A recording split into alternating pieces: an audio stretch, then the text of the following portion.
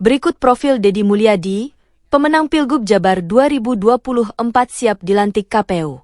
Deddy Mulyadi Erwan Setiawan resmi ditetapkan sebagai pemenang pemilihan Gubernur Jawa Barat, Pilgub Jabar 2024 oleh Komisi Pemilihan Umum, KPU, Jawa Barat. Pasangan Deddy Mulyadi Erwan Setiawan ditetapkan sebagai Gubernur dan Wakil Gubernur terpilih hasil Pilkada serentak 2024. Penetapan akan dilakukan pada Kamis 9 Januari 2025. KPU Jabar telah menerima surat dari KPU RI bernomor 24 PL 027 SD 06 2025 tentang penetapan pasangan calon terpilih pemilihan gubernur, bupati dan wali kota serentak tahun 2024. Deddy Mulyadi lahir di Kabupaten Subang, Jawa Barat pada 11 April 1971.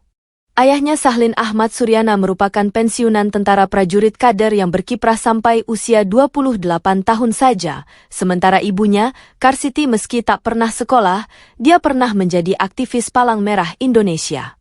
Dari 9 bersaudara, Deddy Mulyadi adalah bungsunya.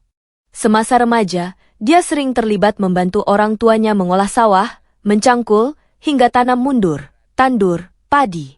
Sawah, padi, dan lumpur tempat tanaman itu tumbuh sangat lekat dengan Deddy Mulyadi. Dan itu menjadi landasan utama mengapa dia hingga kini begitu lekat dengan kebudayaan Sunda. Padi adalah bagian dari Sunda. Orang Sunda tidak hidup tanpa padi. Meski anak petani, Deddy tak lupa sekolah. Dia bercita-cita tinggi untuk sekolah sampai universitas. Dia sudah diterima di Fakultas Hukum, Unpad. Namun ketiadaan biaya membuatnya batal masuk universitas bergengsi itu. Deddy akhirnya masuk ke Sekolah Tinggi Ilmu Hukum, STIH, Purnawarman di Purwakarta. Di tempat itu, dia mulai aktif baik di Senat Mahasiswa maupun di dalam organisasi ekstra, Himpunan Mahasiswa Islam, HMI. Pada tahun 1994, Deddy Mulyadi ditahbiskan sebagai Ketua HMI Cabang Purwakarta. Aktivismenya tidak kendur. Dia aktif juga di organisasi buruh, Serikat Pekerja Seluruh Indonesia, SPSI, dan Konfederasi Serikat Pekerja Seluruh Indonesia, KSPSI, masing-masing pada 1997 dan 1998.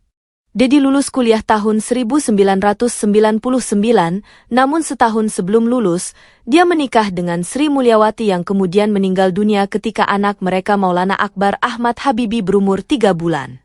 Aktivisme yang disenangi Deddy di masa mudanya ini kemudian membawanya menjadi legislator.